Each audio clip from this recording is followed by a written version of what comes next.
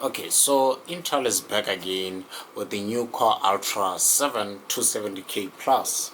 Well, this might be the biggest comeback in 2026 with the new chip they have here. Well, as you can see, it's still sold.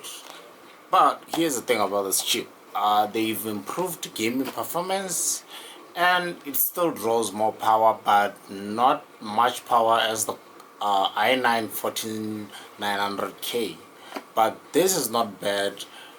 The problem is this is using a different motherboard, the LGA 1851. So I don't know about that, but I think it's fine because it can support DDR5, the speeds up to 7500, I think. Yeah, no, 7500. So I don't know where you're gonna get the cash to buy the DDR5 because this is quite expensive too. It's not cheap. And gaming performance, they say they've improved from the Core Ultra 265K, the one that I made a video about. They improved a bit, I think, and the power still draws around 125 TDP, and this one is a plus. I don't know where plus come from, but it have integrated GPU, at least. Not this time we didn't get the KF.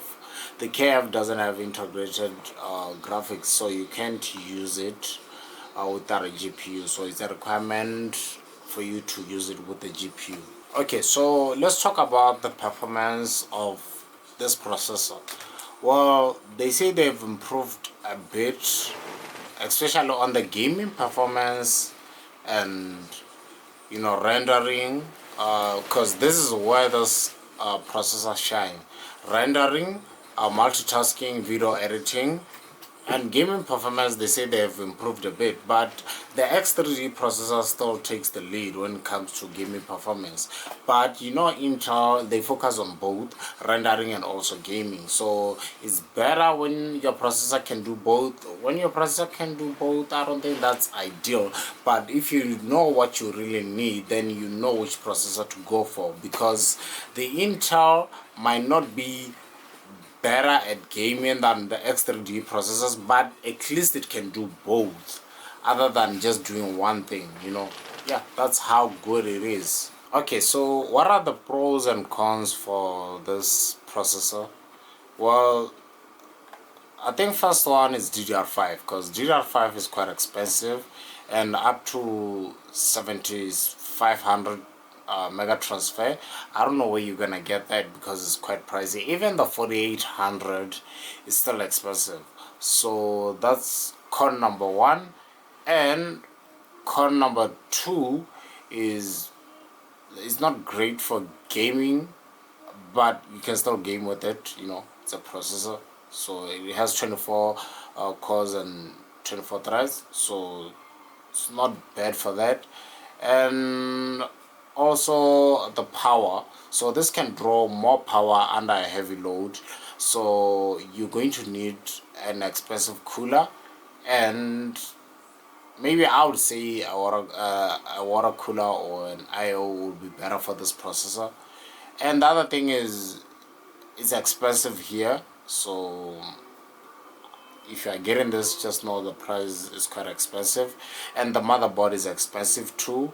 And also you have to use DDR5 with this processor because the motherboards are the newer motherboard using the LGA 1851, so you're going to need DDR5 for sure. It's like AM5, but you know. And what are the pros for this processor? Well, it might not be the best in gaming, but overall it's good when it comes to multitasking. It's also good when it comes to 3D rendering, video editing, and also like multiple stuff. You can do gaming with it, and it's an Intel processor. You can't complain much about it. And also it has integrated graphics, which most of the AMD processors they don't have integrated graphics. But I'm not saying integrated graphics can do anything. You know, they can still run the PC while you're waiting maybe for your GPU, or while saving up for your GPU, as long as you are not doing anything. If you just want to run the PC, you know, just use your PC on some basic stuff, I think you can still use the integrated graphics.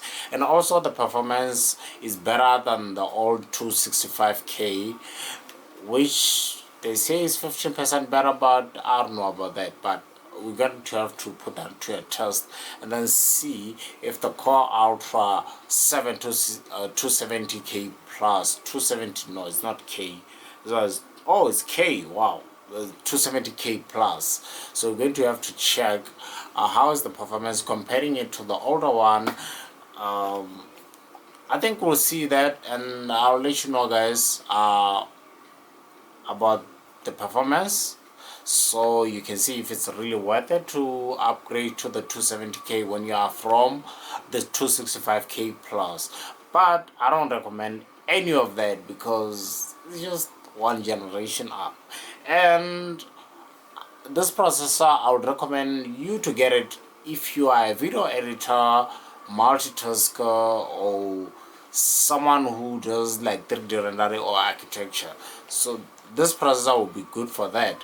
But gaming, I would say the X3D processors, they will beat it, especially the 9950 X3D. Not some other like lower generations, but the 9950 X3D, that one will beat it for sure. That one's for a fact. And don't get it if you going to like cheaper on the rest of the stuff like the motherboard and RAM, because the RAM is expensive and the motherboard is quite expensive too. Not that expensive, but you know, you get me, like it's a little bit expensive, like comparing it to the DDR4 motherboards or the other DDR5 motherboards, like maybe the 12th gen, 13, 14, you know, comparing to those, still expensive, like and also this process is expensive, so just be sure what you are getting yourself into. Thank you guys for watching.